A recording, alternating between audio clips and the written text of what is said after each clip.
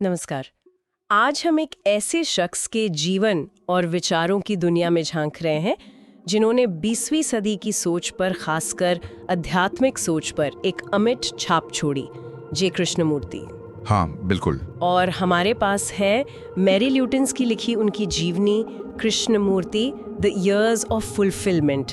इसके कुछ अहम हिस्सों पर आज हम बात करेंगे। जी। मैरी ल्यूटिन्स की बात खास इसलिए है क्योंकि वो कृष्णमूर्ति को बचपन से जानती थी। उनकी माँ कृष्णमूर्ति के बहुत करीब थी शुरुआती दिनों में, तो एक तरह से हमें एक अंदरूनी नजरिया मिलता है ना? हाँ, बिल्कुल, ये बहुत अहम बात है। ल्यूडेंस का नजरिया सिर्फ एक बाहरी पर्यवेक्षक का नहीं है। ये किताब कृष्णमूर्ति के जीवन के उस दौर पर ज्यादा ध्यान देती है जब वो थियोसॉफिकल सोसाइटी से अलग हो चुके थे। मतलब वो विश्व गुरु वाली भूमिका छोड़ चुके थे। हाँ, लगभग 1930 से लेकर करीब 1980 तक का लंबा अरसा। जी, ये वो वक्त था जब उनके अपने मौलिक विचार, उनकी अपनी समझ पूरी तरह से खुलकर सामने आ रही थी। तो आज हमारी कोशिश रहेगी कि उनकी इस यात्रा को, उनके अनुभवों को, उनकी मुख्य शिक्षाओं को एक कहानी की तरह समझें। बिल्कुल।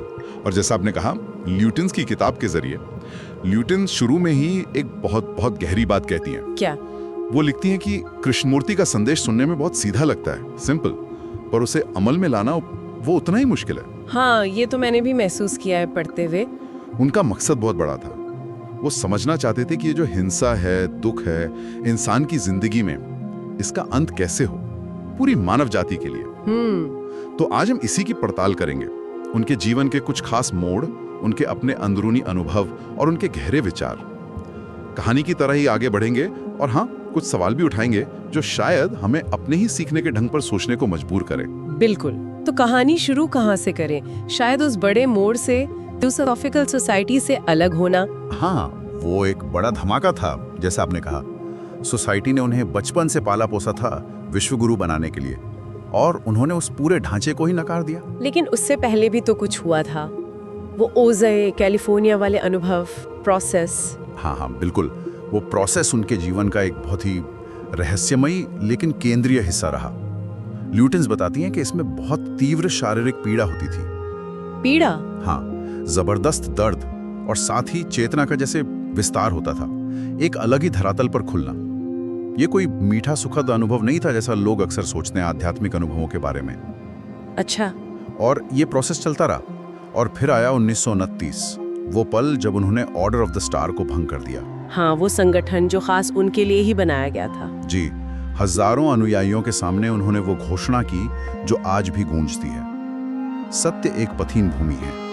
Truth is a pathless land. क्या मतलब था इसका? उनका कहना था कि आप किसी बने बनाए रास्ते से, किसी धर्म, किसी गुरु, किसी संगठन के जरिए सत्य तक नहीं पहुंच सकते। सत्य को बाहर नहीं खोजना है। बाप रे। मतलब जिस भूमिका के लिए उन्हें दशकों से तैयार किया गया, उसी को उन्होंने पूरी तरह से खारिज कर दिया। उन्होंने कहा, किसी बाहरी सत्ता की जरूरत नहीं है, न गुरु, न संगठन, न कोई विश्वास प्रणाली। ये उनके जीवन और शिक्षाओं की नींव बन गया। ये तो वाकई क्रांतिकारी था। तो इस घोषणा के बाद उनके अनुभव कैसे रहे? क्या वो प्रोसेस जारी रहा? ल्यूटिन्स की किताब और खासकर उनकी वो निजी नोटबुक जिसका जिक्र आता है। हाँ, वो नोटबुक 1961 में शुरू हुई थी। ल्यूटिन्स उसके हवाले से बताती हैं कि कृष्णमूर्ति के अंदरूनी अनुभव लगातार चलते रहे, अक्सर बिना किसी बाहरी कारण के। किस तरह के अनुभव थे ये? वो उन्हें बयान करने के लिए कुछ खास शब्द इस्तेमाल करते थे, जैसे विशालता, पवित्रता, अन्यथा, जैसे कुछ ऐसा जो इस दुनिया का होकर भी इस दुनिया का नहीं है। और जैसा मैंने कहा, ये सिर्फ अच्छे एहसास नहीं थे, कई बार तीव्र शारीरिक पीड़ा भी साथ होती थी। अच्छा। नोटबुक में वो लिखते हैं कि कैसे उनकी संवेदनशीलता बहुत बढ़ जाती थी। प्रकृति की हर छोटी चीज, हवा, पेड़, पत्ता, उससे एक गहरा जुड़ाव महसूस होता था। कोई खास घटना याद है? एक जिक्र आता है हवाई जहाज के सफर का। सोचिए, हवाई जहाज में कितना शोर होता है, भीड़ होती है, बिल्कुल। पर उसी माहौल में उन्हें अचानक एक गहरी पवित्रता का बोध होता है, जैसे मन बिल्कुल खाली, शांत और पवित्र हो गया हो। वो इसे मस्तिष्क की शुद्धि, प्यूरिफिकेशन ऑफ द ब्रेन जैसा कुछ कहते थे। मस्तिष्क की शुद्धि। हाँ, और ये सिर्फ उनके निजी रहस्यमय अनुभव नहीं थे, ये सीधे सीधे उनकी शिक्षाओं से जुड़े थे, खासकर जागरूकता पर और विचार के प्रकृति पर जो वो कहते थे। अच्छा, तो ये अनुभव उनकी शिक्षाओं से कैसे जुड़े? थियोसॉफी से अलग होने के बाद तो उन्होंने दुनिया भर में घूम घूम कर बातें की, लेक्चर्स दिए। उनकी बातों का मुख्य सार क्या था? आपने शुरू में कहा था कि ज्ञान और सीखना भी बाधा बन सकते हैं। ये थोड़ा चौंकाता है। हाँ, ये उनका एक बहुत ही मौलिक विचार है, शायद सबसे चुनौतीपूर्ण भी। विचार का अंत, द एंडिंग ऑफ थॉट। विचार का अंत। उनका कहना था कि हमारा जो सोचना है, हमारी पूरी विचार प्रक्रिया, वो असल में क्या है? वो अतीत की ही तो उपज है ना? हाँ, मतलब यादें, अनुभव। बिल्कुल, यादें, अनुभव, संस्कार, कंडीशनिंग। विचार हमेशा अतीत से जुड़ा होता है, और क्योंकि वो अतीत से बंधा है, वो कभी भी वर्तमान की सच्चाई को, जो है, व्हाट इज, उसे पूरी ताजगी से सीधे सीधे नहीं देख सकता। ओके। इसलिए अगर सच्ची समझ चाहिए, वास्तविकता को जानना है, तो इस लगातार चलती विचार प्रक्रिया का रुकना जरूरी है, चाहे एक पल के लिए ही सही। तभी कुछ ऐसा अनुभव हो सकता है जो समय से परे हो, कालातीत। तो फिर ज्ञान इकट्ठा करना, विश्लेषण करना, ये सब विचार के दायरे में ही होता है। वो जानकारी बढ़ा सकता है, लेकिन सच्ची समझ वो सीधी अनुभूति होती है। इसीलिए वो कहते थे कि ज्ञान भी कई बार बाधा बन जाता है। बाप रे, विचार का अंत, ये तो बहुत ही गहरा कॉन्सेप्ट है।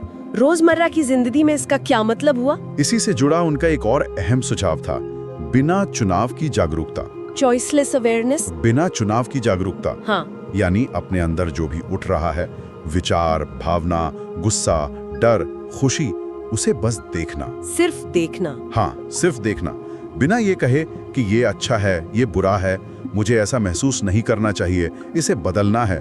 बिना किसी लेबल के, बिना किसी विश्लेषण के, बिना किसी चुनाव के। जैसे आप बाहर सड़क पर ट्रैफिक देख रहे हैं, बस देख रहे हैं। हाँ। कल्पना कीजिए आपको गुस्सा आ रहा है, और आप उस गुस्से को सिर्फ एक ऊर्जा की तरह महसूस कर रहे हैं, उसे देख रहे हैं, बिना ये सोचे कि ये गुस्सा क्यों आया, या ये सही है या गलत। ये तो बहुत मुश्किल लगता है। मन तो तुरंत कूद पड़ता है जज करने। बिल्कुल मुश्किल है, हमारा मन कंडीशनिंग से भरा है। लेकिन उनका कहना था कि यही अभ्यास है, जागरूकता का अभ्यास। और डर, अकेलापन, प्रेम, इन आम इंसानी जज्बातों के बारे में उन्होंने क्या कहा? क्या यहाँ भी यही देखने वाली बात थी? बिल्कुल, वो मनोवैज्ञानिक डर, साइकोलॉजिकल फियर, और असल खतरे के डर में साफ फर्क करते थे। अच्छा। जैसे सामने से गाड़ी आ रही है तो डरना स्वाभाविक है, वो हमें बचाता है, वो असल खतरा है। लेकिन भविष्य की चिंता, अगर नौकरी चली गई तो, अगर वो मुझे छोड़ गया तो, या अतीत का पछतावा, काश मैंने वैसा न किया होता, ये सब डर कहाँ से आते हैं? विचारों से। हाँ, ये सिर्फ विचार हैं, असलियत नहीं। कृष्णमूर्ति कहते थे कि इस मनोवैज्ञानिक डर से लड़ो मत, भागो मत, बस उसे देखो। जिस पल वो उठ रहा है, उसी पल पूरी जागरूकता से देखो, उसके तथ्य को समझो। और प्रेम? प्रेम पर उनका नजरिया बहुत अलग था। वो कहते थे, प्रेम कोई भावना नहीं है जिसे पाया या खोया जा सके, ये कोई लेन देन या सौदा नहीं है। तो फिर क्या है? ये होने की एक अवस्था है, ए स्टेट ऑफ बीइंग। ये तब संभव है जब स्व यानी मैं और मेरा का भाव न हो, जब अहंकार न हो, अलगाव न हो। और ये फिर से वहीं जुड़ता है आत्मज्ञान पर, खुद को समझने पर। उन्होंने ये भी कहा था, तुम ही दुनिया हो। हाँ, you are the world. Yes. इसका क्या मतलब था? क्या ये समाज बदलने से जुड़ा था? हाँ, ये बहुत महत्वपूर्ण सूत्र है उनकी बातों का। उनका कहना था कि दुनिया में जो भी समस्याएं दिखती हैं, लड़ाई, हिंसा, लालच, नफरत, बंटवारा, हाँ, वो असल में कहाँ से आ रही हैं? वो हमारे अंदर की दुनिया का ही तो आईना है। हम सबके अंदर ये सब मौजूद है, किसी ना किसी रूप में। सही बात है। तो जब तक हम अपने अंदर इन जड़ों को नहीं समझते, अपने अंदर बदलाव नहीं लाते, तब तक बाहर कितने भी सिस्टम बदल लो, कितनी भी क्रांतियां कर लो, असली बदलाव नहीं आएगा, वो सब सतही होगा। जवाब दे देते हैं। और अनुयायी, उन्हें अनुयायियों से परहेज था। सख्त परहेज। वो किसी को अपना अनुयायी नहीं बनाना चाहते थे। वो कहते थे कि गुरु आपको रास्ता दिखा सकता है, लेकिन चलना तो खुद ही पड़ेगा। ल्यूटन से घटना बताती हैं कोलंबो यूनिवर्सिटी की। हाँ। वहाँ छात्र शुरू में बहुत विरोध कर रहे थे, हंगामा कर रहे थे, लेकिन कृष्णमूर्ति ने शांति से उनकी बातें सुनी, जवाब दिए, टकराव से नहीं बल्कि समझने की कोशिश से, और धीरे धीरे माहौल बदल गया। वो हमेशा संवाद पर जोर देते थे। ये सब सुनने में तो बहुत ऊंचा आदर्श लगता है, क्रांतिकारी भी, लेकिन क्या वो खुद अपनी जिंदगी में इन बातों पर चल पाए? मतलब इंसान तो थे ही। ल्यूटेन्स उनके निजी जीवन, उनके रिश्तों के बारे में क्या बताती हैं? हाँ, ये जरूरी सवाल है। और ल्यूटेन्स दिखाती हैं कि वो सिर्फ बातें करने वाले दार्शनिक नहीं थे, उनका जीवन काफी हद तक उनकी शिक्षाओं के साथ तालमेल में था। जैसे? वो लगातार यात्रा करते रहे, पूरी दुनिया भर में लोगों से मिलते रहे, बातें करते रहे, बिना थके। उनकी दोस्ती एल्डस हक्सले, गेराल्ड हर्ड जैसे कई बड़े विचारकों से थी, जिनसे वो गहरे विषयों पर चर्चा करते थे। और अपने निजी जीवन में वो बहुत बहुत व्यवस्थित थे, मेटिकुलस। कपड़ों से लेकर रहने की जगह की सफाई, हर चीज में एक बारीकी, एक ध्यान दिखता था। वो अपने शरीर का भी बहुत ध्यान रखते थे, उसे एक संवेदनशील यंत्र मानते थे। और शिक्षा के बारे में आपने स्कूलों का जिक्र किया था। हाँ, शिक्षा में उनकी बहुत गहरी रुचि थी। उनका मानना था कि जो मौजूदा शिक्षा प्रणाली है वो सिर्फ रटना सिखाती है, वो बताती है कि क्या सोचना है। सही बात है। जबकि असली शिक्षा का काम होना चाहिए ये सिखाना कि कैसे सोचें, मतलब सवाल करना सिखाना, बिना शर्त के देखना सिखाना, डर से मुक्त होकर जीना सिखाना। इसी सोच पर भारत में ऋषि वैली, इंग्लैंड में ब्रॉकवुड पार्क जैसे स्कूल शुरू किए गए। वहां अकादमिक पढ़ाई के साथ साथ आत्म जागरूकता, प्रकृति से जुड़ाव, इन सब पर बहुत जोर दिया जाता है। लेकिन क्या सब कुछ इतना सीधा और सरल था? क्या उनके जीवन में कोई चुनौतियां, कोई मुश्किलें नहीं थीं? बिल्कुल थी, और ल्यूटन्स उन्हें ईमानदारी से लिखती भी हैं। ऐसा नहीं कि वो उन्हें कोई देवता बनाकर पेश कर रही हैं। अच्छा, किस तरह की चुनौतियां? एक बहुत बड़ा और दुखद मामला था उनके एक बेहद करीबी सहयोगी के साथ, डी राजगोपाल। वो बचपन के दोस्त भी थे और उनके काम का मैनेजमेंट देखते थे। हाँ। समय के साथ उनके रिश्ते बहुत खराब हो गए, खासकर संगठन के कामकाज, किताबों के अधिकार, पैसों को लेकर। मामला बहुत उलझा, दुखद मोड़ लिए और आखिरकार कानूनी लड़ाई तक पहुंच गया। ओहो। ल्यूटन्स दिखाती हैं कि ये कृष्णमूर्ति के लिए कितना मुश्किल और पीड़ादायक था, खासकर जब उनकी पूरी शिक्षा ही अनासक्ति और संबंधों की समझ पर आधारित थी। हाँ, ये विडंबना है। और कुछ? इसके अलावा उन्हें उम्र के साथ गंभीर स्वास्थ्य समस्याएं भी झेलनी पड़ी। शरीर साथ नहीं दे रहा था कई बार। और वो द्वितीय विश्व युद्ध का समय, तब उनके क्या विचार थे, क्योंकि वो तो दुनिया भर में घूम रहे थे। युद्ध के दौरान वो ज्यादातर अमेरिका में, ओजाई में ही रहे, और वो पूरी तरह शांतिवादी थे, पैसिफिस्ट। मतलब? उनका मानना था कि हिंसा किसी भी रूप में किसी भी समस्या का हल नहीं है। हिंसा सिर्फ और हिंसा पैदा करती है, और राष्ट्रवाद को वो बंटवारे और लड़ाई झगड़े की सबसे बड़ी जड़ मानते थे। अच्छा। ल्यूटन्स उनके कुछ पत्रों का जिक्र करती हैं, जिनमें वो युद्ध की बर्बरता पर गहरा दुख और चिंता जताते हैं। जाहिर है उस वक्त के माहौल में ऐसे विचार रखना आसान नहीं रहा होगा, आलोचना भी हुई होगी। बिल्कुल। तो एक तरफ इतने गहरे अनुभव, इतनी ऊंची शिक्षा है, और दूसरी तरफ ये मानवीय मुश्किलें, रिश्ते टूटना, स्वास्थ्य की समस्याएं। ल्यूटन्स कृष्णमूर्ति के व्यक्तित्व को कैसे देखती हैं इन सब के बीच? ल्यूटन्स उनके व्यक्तित्व के दो पहलू दिखाती हैं, एक तरह का द्वंद्व। कैसा द्वंद्व? एक तरफ जब वो आम जिंदगी में होते थे, लोगों से मिलते थे, तो बेहद शर्मीले, सौम्य, यहाँ तक कि मजाकिया भी थे। प्रकृति से उन्हें गहरा प्रेम था। लेकिन जब वो मंच पर होते थे या अपनी शिक्षाओं की बात करते थे, तो उनके आवाज में, उनके अंदाज में एक जबरदस्त ताकत आ जाती थी, एक स्पष्टता। वो किसी भी तरह के भ्रम, किसी भी झूठी तसल्ली को बिना किसी लाग लपेट के चुनौती देते थे। कई बार उनकी बातें सुनने वालों को कठोर भी लग सकती थी। समझ रही हूँ। तो ये दो रूप, एक बेहद सौम्य निजी व्यक्ति और एक बेहद शक्तिशाली बेझिझक शिक्षक। और वो रहस्य, वो प्रोसेस जिसके बारे में हमने शुरू में बात की, क्या ल्यूटन्स उसे आखिर में समझा पाती हैं कि वो क्या था? नहीं, और शायद यही ल्यूटन्स की किताब की सबसे बड़ी ईमानदारी है। वो कोई अंतिम जवाब देने की कोशिश नहीं करती। अच्छा। वो साफ कहती हैं कि कृष्णमूर्ति खुद भी पूरी तरह से नहीं समझ पाते थे कि उनके साथ क्या हो रहा था। बाद के सालों में जो लोग उनके और करीब आए, जैसे पप्पुल जयकर, उन्होंने अपनी किताबों में उन दर्दनाक अवस्थाओं का और भी विस्तार से वर्णन किया है। लेकिन ल्यूटन्स उस सवाल को खुला छोड़ देती हैं, कृष्णमूर्ति कौन थे या क्या थे। वो सिर्फ घटनाओं, अनुभवों और कृष्णमूर्ति के अपने शब्दों को पाठक के सामने रख देती हैं। वो रहस्य, वो उनके जीवन का एक अटूट हिस्सा बना रहा। ये बात बहुत सोचने वाली है। कृष्णमूर्ति हर तरह की बाहरी सत्ता को, गुरु, धर्म, सिस्टम को पूरी तरह नकारने पर जोर देते थे। हाँ, बिल्कुल। ये आज के समय में भी कितना प्रासंगिक लगता है, जहाँ हम अक्सर बाहर जवाब ढूंढते हैं, किसी एक्सपर्ट की राय, किसी सिस्टम पर निर्भर करते हैं। सही बात है। लेकिन फिर सवाल ये उठता है कि अगर कोई बाहरी ढांचा नहीं है, कोई पुष्टि नहीं है, तो कोई व्यक्ति सीखने या समझने की प्रक्रिया में कैसे आगे बढ़ेगा? कहीं ऐसा तो नहीं कि वो अपने ही मन के बनाए जाल में फंसकर रह जाए? ये बहुत ही अहम सवाल है।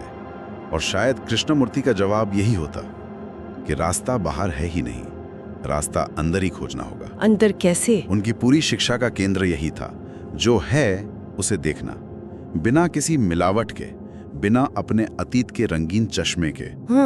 रोजमर्रा की जिंदगी में इसका मतलब है अपनी प्रतिक्रियाओं को देखना, अपने पूर्वाग्रहों को देखना, अपनी जलन, अपना गुस्सा, अपना डर। जिस पल वो उठ रहा है उसी पल उसे देखना। वही बिना चुनाव की जागरूकता। हाँ, वही। ये आसान नहीं है, जैसा हमने पहले भी कहा। मन तुरंत जज करने लगता है, विश्लेषण करने लगता है, बचने की कोशिश करता है। लेकिन शायद यही एकमात्र तरीका है अपने मन के जाल को समझने का और उससे मुक्त होने का। तो क्या ये सच में संभव है? अपने विचारों, अपनी भावनाओं को बस देखना, बिना किसी हस्तक्षेप के? हम सब अपनी आदतों, अपनी कंडीशनिंग, अपनी मान्यताओं में इतने गहरे जकड़े हुए हैं। क्या कोई सच में इससे पूरी तरह मुक्त हो सकता है? कृष्णमूर्ति का कहना था, हाँ संभव है, लेकिन ये कोई एक बार की घटना नहीं है। ये कोई मंजिल नहीं कि पहुंच गए और काम खत्म। तो फिर? ये एक सतत प्रक्रिया है, लगातार जागरूक रहने की, पल पल की जागरूकता, खुद पर लगातार सवाल उठाने की, जो भी आरामदायक जवाब मिलते हैं उन्हें चुनौती देने की। शायद पूरी तरह से मुक्त होना एक आदर्श हो, लेकिन उस दिशा में बढ़ने की कोशिश करना, वही अपने आप में एक बड़ा कदम है। और अगर सत्य वाकई एक पथहीन भूमि है, तो फिर ये समझ की यात्रा कैसी दिखेगी? क्या इसमें कोई प्रगति होती है, या फिर हर पल एक नई शुरुआत है? कृष्णमूर्ति के जीवन और विचारों से आज क्या चीज सबसे ज्यादा गूंजती है?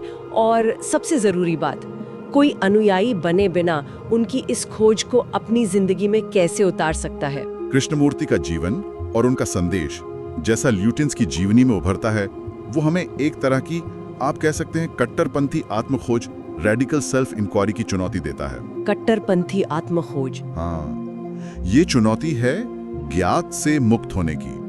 मतलब वो सब कुछ जो हमने सीखा है, माना है, जिस पर हम विश्वास करते हैं, उन सब को एक तरफ रखकर सीधे अपनी आंखों से ताजगी से देखने की।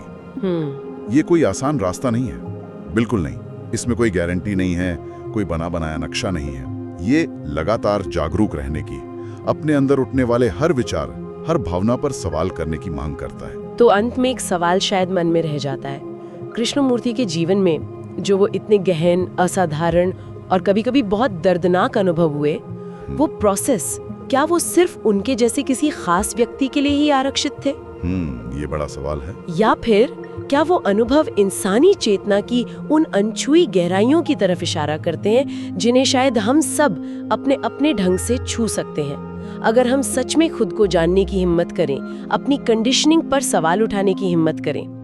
ये सोच शायद हमें अपनी चेतना की संभावनाओं पर और असली बदलाव की गुंजाइश पर और गहराई से विचार करने के लिए प्रेरित करती है।